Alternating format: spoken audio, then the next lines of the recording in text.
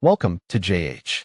Today, I'll show you how to activate your camera on Microsoft Teams. Using video during your calls improves communication, making you a visible participant rather than just a voice.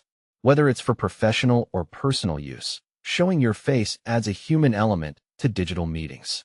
If the settings seem confusing, don't worry. I will walk you through the process step by step. Begin by visiting the Microsoft Teams website. Once there, log in using your account details. This is essential to access your specific meetings and preferences. After signing in, look for the three dots icon, often labeled as Settings and More. Click this icon to open the customization menu. From the resulting list, select Settings. This area allows you to adjust the application to fit your needs. If you feel overwhelmed, just take a moment to look through the options, as the interface is quite user-friendly.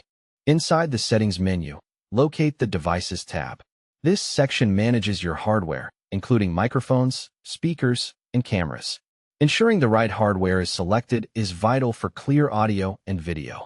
Within the Devices area, find the Camera drop-down menu. Here, you can view all recognized cameras. If you use an external webcam, it will appear alongside your built-in one. Simply choose the camera you want to use to enable it for your calls. That's it. Your camera is now ready for Microsoft Teams.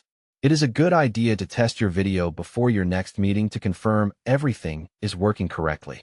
You can perform a test within the same Devices section we just used. Remember, video is just one part of a great meeting experience. Combining clear visuals with stable audio makes your virtual presence much more effective. Thank you for watching, and I hope this guide helps you get started. Feel free to review these steps anytime and enjoy your meetings.